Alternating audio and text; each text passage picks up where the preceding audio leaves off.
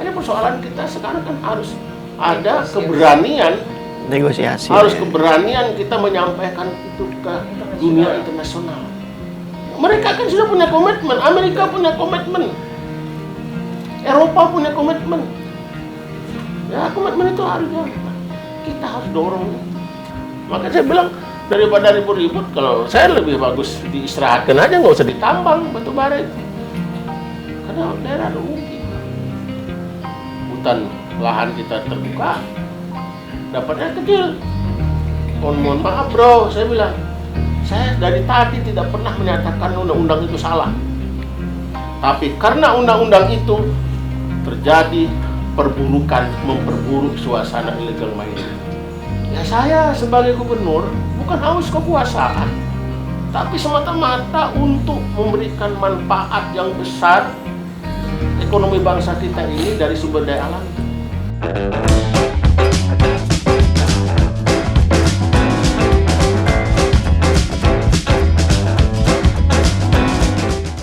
Oke, Pak. Kaltim berani berdaulat dalam hal lingkungan hidup. Bapak ini lagi berjuang untuk emisi karbon ya. Ke luar negeri. Rencana bulan depan juga mau ke Meksiko kan, Pak?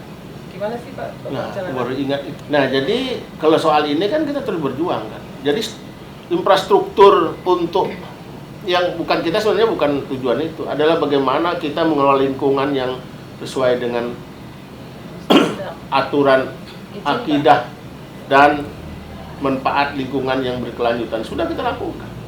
Ya tahun 2016 kan ya, gubernur pada saat itu Pak Om Faruk sudah membuat infrastruktur, aturan-aturan pergub, perda. Saya kan melaksanakan. Nah, zaman saya kebetulan keluarlah yang namanya kompensasi uang 110 juta dolar untuk penurunan emisi 30 juta ton yang dihargai 22 juta ton. Itu pada tingkat validasi pertama. Kalau validasi keduanya bisa 40 juta ton. Bayangkan. Jadi 110 juta dolar ini aja dari nilai 22 juta ton ya. Emisi penurunan gas buang kita. Ada selisih 8 lagi yang belum dinilai. Itu kan harganya cuma 5 dolar. Betul. Padahal harganya sudah di atas 10 dolar. Cuma aneh juga kemarin saya diberitahu oleh Pak Menteri, Bu Menteri Keuangan, di dalam undang-undang itu hanya 2 dolar per ton. Lah, lebih oke. Saya nggak salah kayaknya, dalam hati saya aja kan. Ya. Malu kita nggak paham ya kan, orang kampung kan. Saya bertanya-tanya loh, kok cuma 5 dolar itu pun dari segi biaya produksi, bagaimana masyarakat menjaga lingkungan segala macam itu nggak cukup. Tapi daripada nggak ada ya udah ambil aja Pak ya, oke. Benar nih. Tapi kita syukuri, ini kita sudah mendapatkan sebuah kompensasi terbesar dalam sejarah oleh World Bank. Nggak ada yang menandingi. Berapa? Ya kan 110 juta dolar itu sekitar 1,6 triliun. Ya. Lumayan. Nah, nanti saya akan coba dan saya berkomunikasi dengan pihak World Bank bagaimana melaksanakannya, antara lain kemungkinan dilakukan auction. Auction itu lelang ya namanya. Di pasar terbuka. Bisa saja. Dari World Bank kemarin Pak Andre dengan Pak Biniot. Oke, nah, kita pegang dengan kata-kata mereka. Jadi ada peluang yang 5 dolar itu naik ke 10 dolar atau bisa saja. Oh, gitu ya? Bisa saja. Ketika dia lelang Pak ya, oke. Karena kemarin begini. Ada sudah yang mau menawar itu 12 dolar. Korsi namanya. Korsi itu adalah Asosiasi Penerbangan Internasional. 12 dolar. Kalau sisa 8 ton ini saja dinilai 12 dolar berapa? 12 kali 8. 96. Oh, 96. 96 Juta ton. Juta dolar ya, juta dolar. 6 juta dolar. Oke. Berarti 1,3 triliun rupiah. Ya. Nah, kalau nanti hasil validasi pengukuran penurunan emisi rasanya akan meningkat terus. Produksi kita bisa mencapai 40 juta. Kalau harganya 12 dolar kali 40 berapa itu? 4 kali 12, 48. 4,8 billion US dollar. Bahkan ada sebuah perusahaan energi tersohor di dunia mau menawar $25 per ton. Tapi dengan syarat karbonnya dipindahkan, ditarik. Nah, dari bumi kita, dari Kaltim ya. Darat Oke. dari Kaltim. Itu sudah ada Dari Shell. Nggak usah, biar aja. Biar ada. Kalau $25 per ton kali 40 juta nih andai-andai ya, Ya. 40 juta ton. Berapa 25? 10 billion US dollar. 150 triliun rupiah. Anggaplah misalnya 25% untuk Jakarta, untuk Kementerian LHK dan Kementerian Keuangan di BPDLH. Masih 125 triliun menjadi haknya rakyat. Kecil tapi besar. Hanya persoalan kita sekarang kan harus ada keberanian, Negosiasi. harus ya. keberanian kita menyampaikan itu ke dunia internasional. Benar. Karena ternyata dunia satu menyiapkan dan ada negara-negara yang maju berkembang seperti Amerika Serikat, seperti di Inggris, kemudian negara-negara Skandinavia. Itu kan dia ngumpulin uang untuk bisa bagaimana dia Emisi karbon tadi. Ya. berusaha melakukan pengembangan dan pembinaan terhadap emisi karbon ini. Kita belum. Nah, mudah-mudahan saya sempat ini sebelum saya pensiun. Bapak ada rencana pensiun berarti? Ya, Pak? Pensiun saya September. Nggak ada. September ini pensiun. Nggak ada lanjut, Pak. Kenapa? Itu soal lain lanjut itu. Nah, nggak, artinya ada hal yang diperjuangkan kan? Nanti Februari saya ke GCM, Gubernur Club Forestry namanya. Ya. Itu para provinsi yang terkait memproduksi Emisi dan karbon ya. mengeluarkan emisi karbon. Jadi di provinsi Yucatan di Meksiko. Nah, jadi nanti saya belajar di situ. Kan mereka ngundang kita. Oke, tidak datang. Belajar banyak di sana.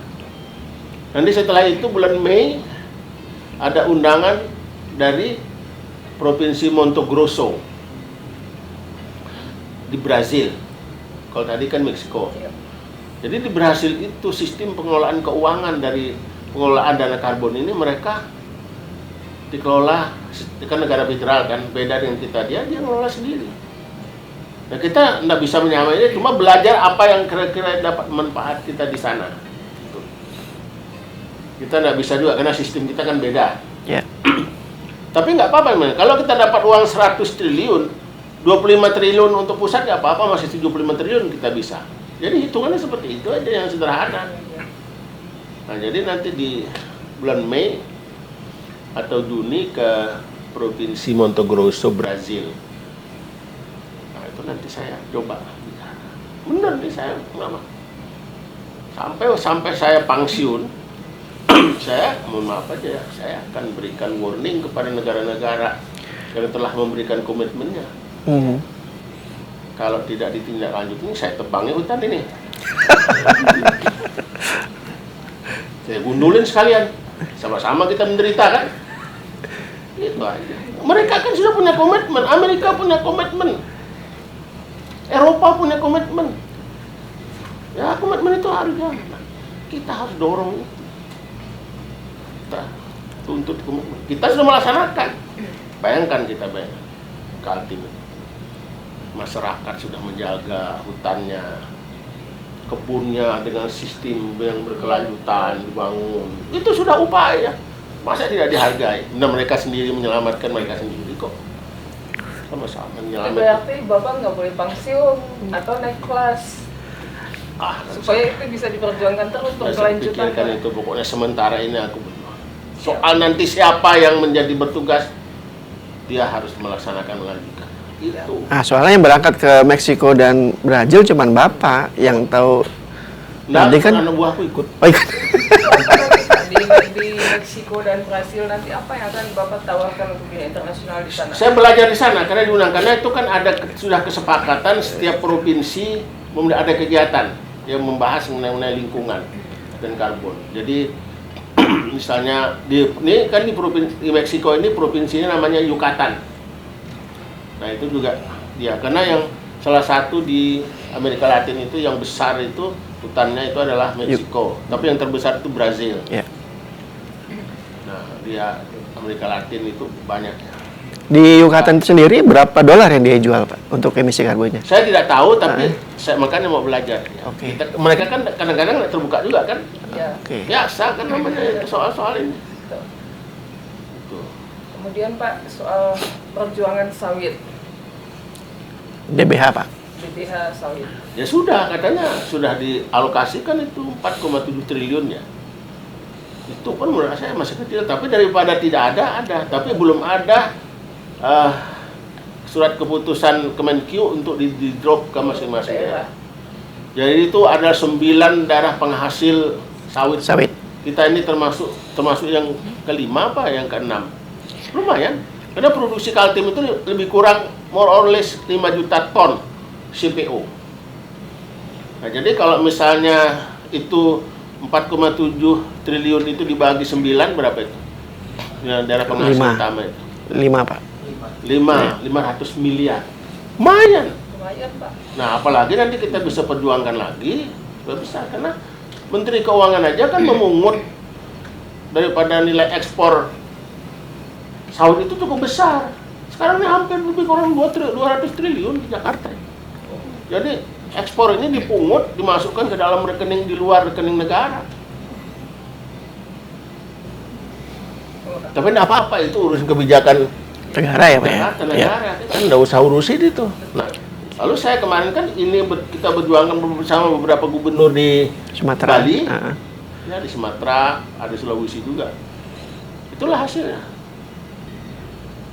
Menurut Bapak tapi berapa menurut saya, apa? yang ideal untuk DBH Kaltim? Harusnya. Ya, kalau Kaltim itu kan punya sumber daya alam yang besar. Ya. Sebenarnya tidak hanya sawit, Migas. kayu, minyak, gas, batu bara. Siap. Tuh, Ya. itu kan sumber daya alam yang kita miliki. Betul, Pak. Dan itu besar. Bayangkan kita hanya memungut berapa persen dari nilai royaltinya. Ya. Rugi kan. Makanya saya bilang, daripada ribut-ribut, kalau saya lebih bagus diistirahatkan aja, nggak usah ditambang batu bara itu. Karena daerah rugi. Hutan lahan kita terbuka, dapatnya kecil. Tapi kan lain lagi ceritanya. Undang-undangnya tarik Jakarta kan, selama itu undang-undang tarik Jakarta tidak ada undang-undang yang mengatur, regulasi yang mengatur masa transisi. Maka terjadilah yang namanya illegal mining, merajalela. Ya. Tapi itu tidak salah bagi saya. Bagi saya itu terserah masyarakat. Masyarakat biasa ini apapun dia melihat peluang. Oh, peluangnya ada ini, gua hantam nih. Kan begitu. Gubernur tidak bisa apa-apa karena tidak berikan kewenangan pada saat peralihan kewenangan ini. Apalagi bupati, kasihan. Kalau dulu juga ada ilegal, cuma kecil, tidak bisa dianggap di dalam statistik, tidak ada masuk. Sekarang ilegal main Booming. batu bara, nikel, timah, bauksit, emas. Negara rugi. Negara rugi. Wibawa negara hilang. Kenapa? Karena orang suka-sukanya. Jadi itu bukan hanya persoalan negara rugi, wibawa negara juga rugi. Tapi ini urusannya negara. Saya kan orang pemerintah pusat, nggak bisa tergantung dari pusat. Kalau menurut saya ya, mustine, itu bahasa apa mustine? Jerman. Di Jerman ya?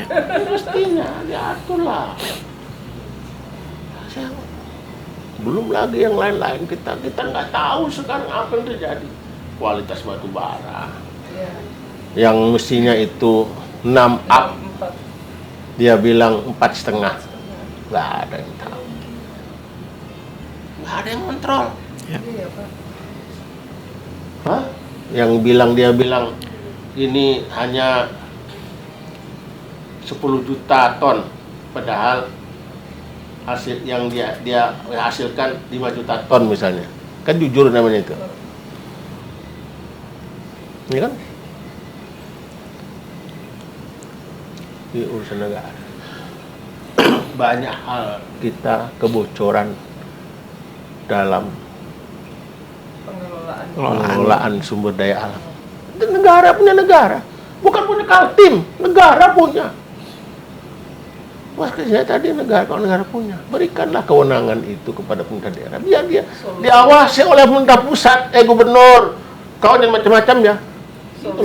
Ada aturan yang membuat, tidak perlu direvisi undang-undang itu. Buat peraturan presiden kah? PP-nya kah dibikin? Atau apa gitu? Wah, hebat. Daerah-daerah merasa diwongke. Gubernur Indonesia tidak berkompak bersuara untuk itu, Pak. Saya sudah sampaikan pada saat dengar pendapat tanggal berapa dulu ya? RDP, Bulan April ya? ya. Tahun 2022. Saya sampaikan. Ya udah saya sampaikan. Bahkan pada saat itu ada anggota DPR RI dari mana ya, fraksi apa lupa saya. Jadi kan karena saya sampaikan memang itu, dia nyatakan jangan menyalahkan undang-undang dong, dia bilang. Mohon maaf bro, saya bilang, saya dari tadi tidak pernah menyatakan undang-undang itu salah, tapi karena undang-undang itu terjadi perburukan, memperburuk suasana illegal mining. Lalu dia diam. Jadi bukan saya nyalakan undang dah, tapi karena undang-undang itu terjadi pemburukan, memperparah suasana illegal mining. Kemudian, nah itu sudah saya sampaikan. Nih kalian juga akan tulis nih, shop menulis dari melapor, biar orang baca. Ya saya sebagai gubernur bukan haus kekuasaan, tapi semata-mata untuk memberikan manfaat yang besar ekonomi bangsa kita ini dari sumber daya alam. Benar. Sama saudara-saudara saya yang ada di Sulawesi Tenggara. Siang katanya nggak ada kegiatan. Malam, ramai Pak ya. mobil. Siang nggak ada. Artinya apa? Itu dapat dicurigai sebagai kegiatan yang ilegal. Siang nggak ada akhirnya kata gubernurnya. Gubernur saya, teman Pak Ali Masih. Malam baru ramai. Nah itu.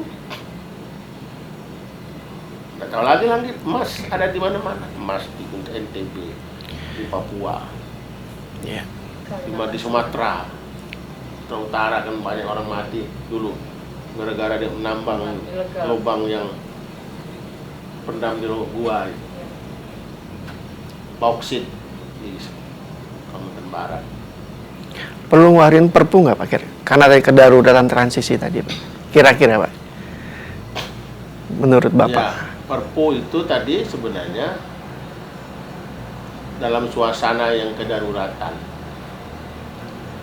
Jadi kalau pemerintah menganggap itu darurat, bisa saja dia Bisa dibikin. membuat perpu. Oke.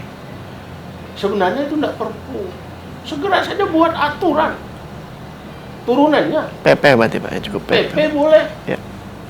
Kepres boleh, Perpres boleh, supaya bisa ini terkontrol. Nah, kita ini mendesak. Nah, ini termasuk dengan persoalan perpu ya. Ya. Perpu yang ciptaker ya. Ciptaker. Nah, kalau pemerintah menganggap itu adalah sebuah hal yang mendesak, bisa saja. Bayangkan kita ini menghadapi suasana ekonomi yang katanya terancam Resesi. harus ditangani benar cepat.